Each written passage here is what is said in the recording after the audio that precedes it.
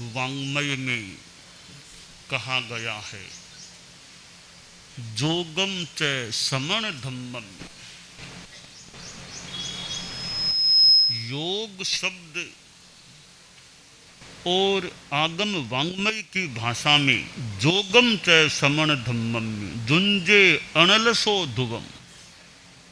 योग की साधना अध्यात्म की साधना होती है। योग शब्द को मैं कुछ व्यापक संदर्भ में भी देख रहा हूं। योग एक अध्यात्म की साधना भी है। जहां अभिधान चिंतामणि में कलिकाल सर्वज्ञ आचार्य हेमचंद्र ने जो कहा है, मोक्षोपायो योगो, ज्ञान श्रद्धान चरणात्मक है, कि मोक्ष का उपाय योग है और वह उपाय ज्ञान, श्रद्धान यानी दर्शन और चरण यानी चारित्र स्वरूप वाला होता है। इसका मतलब हुआ सम्यक ज्ञान, सम्यक दर्शन और सम्यक चारित्र की आराधना योग है, योग साधना है। एक दूसरी परिभाषा इससे मिलती हुई सी है, मुख्येण या मुख्येण जोयणाओ जो ओ सवोवि धम्म वावारो। मोक्ष से जोड़ने वाला योग होता है। योग यानी जोड़, जोड़ना, जोड़। तो मोक्ष से जो योजन करे, जोड़ दे, वह योग होता है। सवोवि धम्म वावारो, सारा धर्म व्यापार, सारी धर्म की प्रवृत्ति वह योग है, क्योंकि मोक्ष से जोड़ने वाली होती है। योगश्चित्त वृत्ति निरोध है। चित्त वृत्ति का निरोध योग है। पातंजल योग दर्शन एक यूं सुंदर ग्रंथ है। परम पूज्य महाप्रज्ञ प्रवर के सानिध्य में भी पातंजल योग दर्शन का स्वाध्याय करने का, पढ़ने का, साध्वी प्रमुखा जी को भी याद हो सकता है, पढ़ने का अवसर मिला था। पातंजल योग दर्शन, वहाँ योगश्चित्त वृत्ति निरोध है। चित्त वृत्ति निरोध योग है, यानी कितनी अध्यात्म की बात है योग में, चित्त वृत्ति निरोध। जैन योग के संदर्भ में हम देखें, निरोध है शोधनम च मनोनुशासनम। जो आचार्य श्री तुलसी के नाम से जो ग्रंथ है, ये जैन सिद्धांत दीपिका, भिक्षु न्याय करणिका और मनोनुशासनम, तीन ग्रंथ हैं। संस्कृत भाषा में तीनों ग्रंथ हैं। जैन सिद्धांत दीपिका तो जैनिज्म के संदर्भ में, जैन दर्शन के संदर्भ में ग्रंथ है। और भिक्षु न्याय करणिका, ये न्याय के संदर्भ में एक संस्कृत भाषा में ग्रंथ है। तीसरा मनोनुशासनम या योग साधना के संदर्भ में मान लें एक ग्रंथ है। तीनों संस्कृत भाषा में मूलतः ये ग्रंथ हैं। तो पातंजल योग दर्शन है। और ऐसे ये हमारे परिप्रेक्ष्य में, हमारे परिपार्श्व में देखें तो योग साधना की दृष्टि से मनोनुशासनम, इस ग्रंथ का भी अपना एक महत्व हो सकता है। हमारे साधु साध्वियाँ भी ध्यान दे सकेंगे। तीन ग्रंथ हमारे धर्म संघ से, जैन सिद्धांत दीपिका जैन दर्शन के संदर्भ में, और भिक्षु न्याय करणिका न्याय के संदर्भ में, और यह मनोनुशासनम मान लो योग साधना, ध्यान साधना, प्रेक्षा ध्यान योग साधना के संदर्भ में। तो संस्कृत में इनको याद कर ले, कोई मनोनुशासन को कंठस्थ कर ले, तो जैसे पातंजल योग दर्शन के सूत्र हैं, बहुत बड़ा अच्छा ग्रंथ उसको कहा जा सकता है, तो मनोनुशासनम के भी वो सूत्र यूँ अच्छी याद हो तो एक योग साधना संबंधी कई बातें यूँ दिमाग में अच्छी रह सकती है। तो यह ग्रंथत्रयी, इधर हम देखें संबोधि ग्रंथ है आचार्य श्री महाप्रज्ञ जी का जो ग्रंथ है, भले उन्होंने पहले रचा हो मुनि अवस्था में कभी रचो, आचार्य श्री महाप्रज्ञ जी की कृति संबोधि। तो यह संबोधि है, उसमें भी योम अध्यात्म धर्म ऐसी बातें संस्कृत भाषा के श्लोकों में हम देख सकते हैं। तो यह योग शब्द है बहुत अर्थवान है। पतंजलि का यूँ अष्टांग योग है, इसमें यम नियम आसन प्राणायाम प्रत्याहार धारणा ध्यान समाधि त्रय मेकत्र संयम है, जो तीनों एक धारणा ध्यान समाधि संयम त्रय में तीनों एक जगह संयम। तो खैर अष्टांग योग जो है यम नियम आसन प्राणायाम और प्रत्याहार धारणा ध्यान समाधि, नाम माला में प्रथम कांड में इन आठों का संक्षेप में वर्णन प्राप्त होता है। इधर हमारे यहाँ प्रेक्षा ध्यान योग साधना, प्रेक्षा ध्यान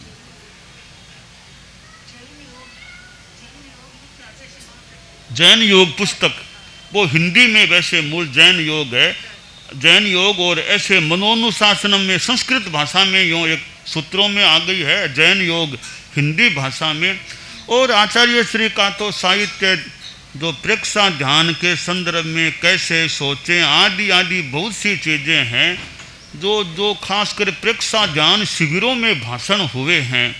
इस प्रकार के वो बहुत ही योग ध्यान से आभा मंडल पुस्तक, ऐसी कई किताबें आचार्य श्री की हैं, आचार्य श्री महाप्रज्ञ जी की, तो जिनमें योग ध्यान की चीज़ें उन किताबों में संभवतः देखी जा सकती है, गृहीत की जा सकती है। तो यह योग साधना है, वो हमारे जीवन में रहे। साधु तो योगी होता है, साधु योगी, साधु योगी नहीं होगा तो और कौन योगी होगा। तो साधु को तो योगी होना ही चाहिए। वास्तव में साधु है तो वह योगी तो जरूर है ही है। अहिंसा की साधना भी योग है, सत्य अचौर्य ब्रह्मचर्य अपरिग्रह इनकी साधना करना भी योग साधना है। एक आसन में बैठने का अभ्यास है, घंटा डेढ़ घंटा 2 घंटा आदमी एक आसन में स्थिरता से बैठा रह सके, स्थिर सुखमासनम, तो वह भी एक योग साधना है। चिंतन अच्छा है यानी अशुभ योग से बचाव, शुभ योग में, शुभ योग भी तो योग ही है, शुभ योग भी तो योग साधना ही है। तो यह योग साधना व्यापक चीज है। आज 21 जून है और 21 जून का दिन अंतर्राष्ट्रीय या विश्व योग दिवस है। एक योग को व्यापक होने का मानो बड़ा महत्वपूर्ण मौका मिला है कि एक दिन योग के नाम हो गया। और फिर भारत में तो योग की कितनी बात, कितने ऋषि महर्षि भारत में हुए हैं। हम भगवान महावीर के जीवन को देखते हैं तो मानो महायोगी महावीर, महायोगी महावीर, ऐसे महायोगी भगवान महावीर थे। 12.5 लगभग वर्षों तक तो कितनी योग साधना, ध्यान साधना, क्या क्या साधना, इधर तपस्या उन्होंने की है। तो वे तो महायोगी थे, परम योगी कह दें, महायोगी कह दें। कितनी समता की साधना, आज हम योग को भले थोड़ा संक्षिप्त में देखें तो आसन करो, योगा, एक्सरसाइज, आसन, कुछ प्राणायाम, इसको भी, ये भी तो योग के ही अंग हैं। आज के दिन कितने कितने लोग कहाँ कहाँ कर चुके होंगे, कर रहे होंगे योग के प्रयोग और साधना के प्रयोग। तो एक योग दिवस होने से कम योग को जानने का मौका तो थोड़ा मिलता है ना विद्यार्थियों को। योग क्या है थोड़ा करने का, जानने का। जगह जगह बगीचों में और में गार्डन में लोग कितना योग करते होंगे। तो एक दिन निर्धारित होना एक बहुत महत्वपूर्ण यह कदम है। ऐसा लगता है कि एक विश्व योग दिवस हो गया। और भारत में जो ऋषि महर्षि हुए हैं और जैन धर्म की अपनी योग साधना है। श्वास का प्रयोग योग साधना से जुड़ा हुआ है। श्वास को लंबा करना, श्वास को रोकना, श्वास को देखना, अनेक प्रयोग योग साधना में श्वास के साथ जुड़े हुए।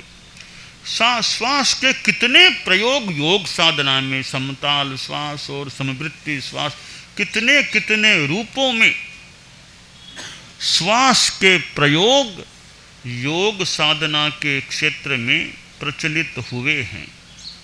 प्राणायाम की अपनी साधना जो योग से वैसे जुड़ी हुई होती है। आचार्य श्री तुलसी भी योग साधना की दृष्टि से उनको मैंने देखा एक्सरसाइज करने में तो संभवतः बरसों तक तो उनको यदा कदा देखने का काम पड़ा होगा। कितने एक्सरसाइज करना, चतुर्मास में और में अपना नीचे विराज कर, नीचे अपना शयन वो आसन लगवा करके बस योग साधना, आसन प्राणायाम, कायोत्सर्ग, तो वे उस रूप में भी योग साधना करते थे। और योग साधना नीचे आंगन पर उनका आसन लगता। और कई बार हम छोटे संतों को भी साथ में कराते कि साथ में योग साधना करो। और हम गुरुदेव हम लोग चोलपट्टा या ऊंचा करके या जो भी विधि कर करा के खड़े खड़े बैठे बैठे ऐसे करो वैसे करो, गलत व्यायाम करो, आँखों की एक्सरसाइज, ऐसे गुरुदेव तुलसी करते। हम बच्चों को, बालक साधुओं को पास में या बिठा करके सब योग साधना करो, योग करो। हम पास में गुरुदेव के बैठ के और यूँ गुरुदेव भस्त्रिका की साधना भी करते, हाथ लगा के भस्त्रिका और ऐसी वो कई प्रयोग करते। और आसन करते तो वो सर्वांग आसन और करके फिर कायोत्सर्ग, तो वो कई बार यानी बरसों तक उन्होंने, हालांकि बिहारों में तो शायद इतना नहीं होता होगा, फिर बाकी तो चतुर्मास में और में गुरुदेव तुलसी की योग साधना। और कभी कभी दोपहर में विराज के अपने जप आदि या ध्यान की जप की साधना भी कई बार नीचे विराज के। बाद में उन्होंने एकांतवास शुरू कर दिया, महीने में 2 दिन कर दिए। बाद में 1 दिनांक को 16 ऐसे 2 दिन फिक्स हो गए। उन एकांत में रहना, अपना स्वाध्याय करो और करो ऐसे। तो स्वाध्याय भी योग है। स्वाध्याय जोगे पयो हविज्जा, स्वाध्याय भी योग है। आचार्य श्री महाप्रज्ञ जी तो योग साधना में एक्सरसाइज भी अपनी योग करते और पश्चिम रात्रि में अपना उनका ध्यान की साधना का। और फिर शिविर होते, प्रेक्षा ध्यान शिविर, तो युवाचार्य महाप्रज्ञ जी थे तब वे शिविरों में वहाँ विराजते। मुझे स्मरण हो रहा है तब मूल ठिकाने को छोड़कर के आचार्य श्री तुलसी से थोड़े दूर जो स्थल होता शिविर का, वे वहाँ प्रवास करते, वहाँ शिविर का संचालन करना वो कार्य करते। और लाडनों में तो मुझे याद है जैन विश्व भारती में तुलसी अध्यात्म नीडम, वहाँ युवाचार्य श्री विराजते। फिर आचार्य श्री तुलसी भी दिन में एक बार प्राय अपराह्न में जब प्रवचन प्रोग्राम होता तब उस हॉल में नीचे गुरुदेव तुलसी भी 2 अपने ढंग के पट्ट से वो थे, थोड़ा एक ऊंचा एक थोड़ा सा छोटा। एक ऊंचे पर आचार्य श्री तुलसी, थोड़े नीचे पर युवाचार्य श्री महाप्रज्ञ युवाचार्य श्री का एक मुख्य प्रवचन होता, फिर आचार्य श्री तुलसी का भी एक उपसंहार कह दें, कुछ भी उस रूप में प्रवचन होता, फिर बीच में वो जिज्ञासा समाधान और एक अच्छा सत्र वो प्रेक्षा ध्यान शिविरों में चला करता था। और तो यह प्रेक्षा ध्यान व्यापक भी हुआ, कितने प्रशिक्षक तैयार हुए, कितने गृहस्थों में प्रशिक्षक हुए, और हमारे साधु साध्वियाँ समणियाँ इस गृहत्यागी समुदाय में भी कई ध्यान कराने वाले हुए।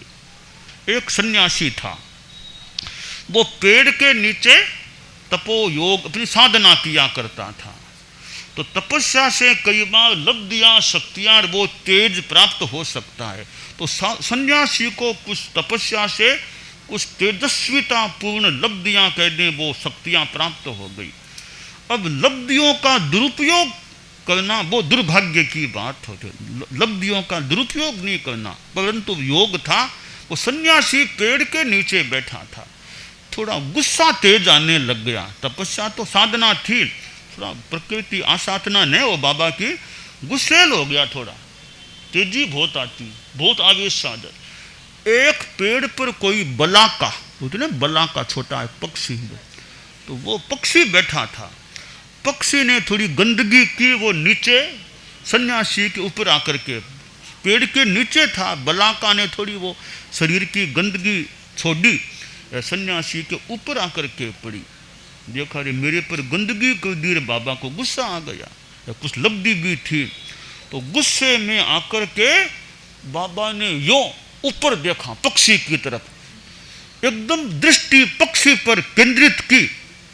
थोड़ी देर में पक्षी तड़पता हुआ नीचे गिरा और मर गया। अब बाबा को और थोड़ा आसाधना है ना वो बाबा की, थोड़ा गर्व कर दें, गौरव कर दें, कुछ भी कर दें, अभिमान कर दें, देखो मेरे में कितनी तपस्या की तेज की साधना है। यो देखा पक्षी मर गया, देखो थोड़ा सा वो अहंकार कर दे। एक दिन वो बाबा तपस्या के पालने के लिए मान ले जो भी भिक्षा के लिए गया, पास में गांव था, गांव में भिक्षा के लिए गया। भिक्षा के लिए एक घर में गया तो वो घर का दरवाजा बंद था, खिड़कियां बंद थी। तो बाबा ने आवाज दी, भिक्षान देही भगिनी, भिक्षान देही। तो महिलाएं भिक्षा दिया करती है, ज्यादा घर में महिलाएं होती तो भिक्षा देती, भिक्षान देही भगिनी। 1 2 3 बार आवाज दी, वो घर में जो गृहिणी थी वो बाहर आई नहीं। 5 7 10 मिनट के बाद वो कुछ भिक्षा यूं लेकर के आई। तो बाबा को फिर गुस्सा आ गया कि मैंने इतनी बार आवाज लगा दी, अब तक ये आई नहीं भिक्षा लेकर के, इतनी देरी से आई है। तो बाबा ने जैसे पक्षी को वो तेज से देखा था, तो महिला को भी तेजी में आकर के देखा, सोचा महिला भी गिर जाएगी, मैं तेजी आंखों में तेज करके देखूंगा।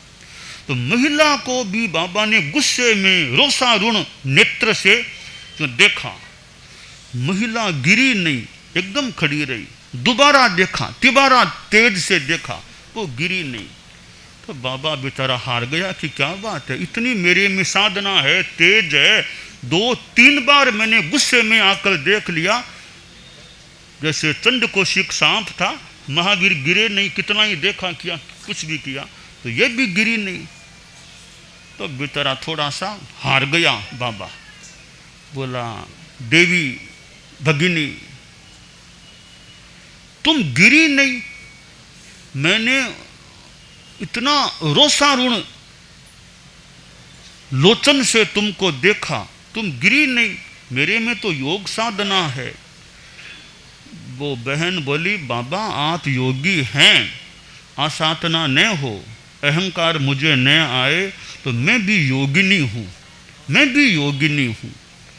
यो आपकी आंखों से मैं गिरने वाली नहीं हूँ, मैं भी योगिनी हूँ। वो उसने कहा, वो संस्कृत, ना हम बलाका, ना हम बलाका, मैं वो बलाका पक्षी नहीं हूँ जो आपके यूँ देखने से गिर जाऊँ और मर जाऊँ, वो ऐसी मैं नहीं हूँ, मैं भी योगिनी हूँ।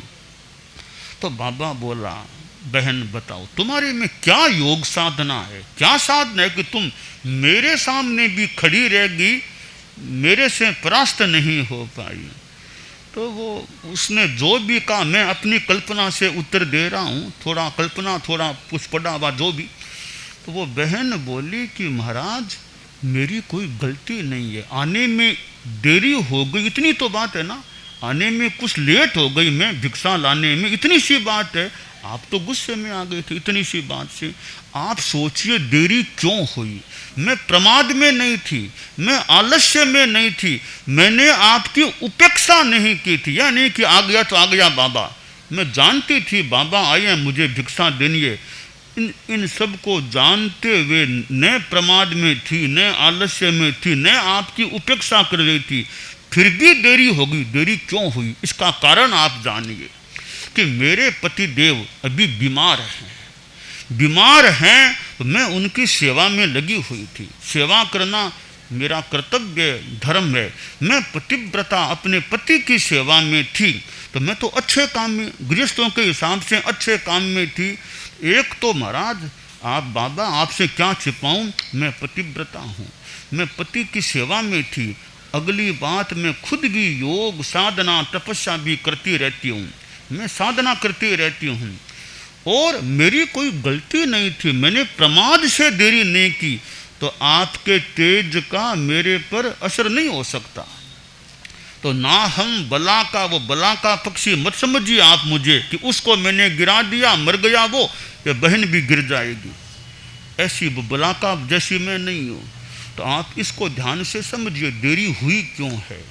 आखिर बाबा भी प्रणत हुआ कि नहीं तुम भी योगिनी कोई साधिका हो तो पुरुषों में योगी हो सकते हैं, महिलाओं में कई अच्छी योगिनी मिल सकती हैं, गृहस्थों में भी कई साधिकाएं मिल सकती हैं।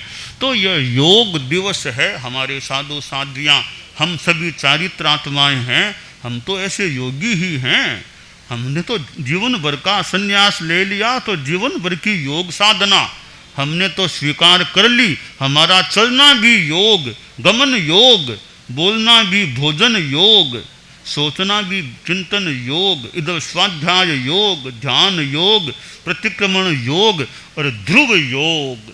ध्रुव योग हमारे गुरुदेव तुलसी के वो ध्रुव योग की बातें हैं। हमारे साथ जितने भी साधु ध्रुव योग होते हैं, प्रतिलेखन है, प्रतिक्रमण है, ये ध्रुव योग हैं। तो हम तो ध्रुव योगी रहें, ध्रुव योगी।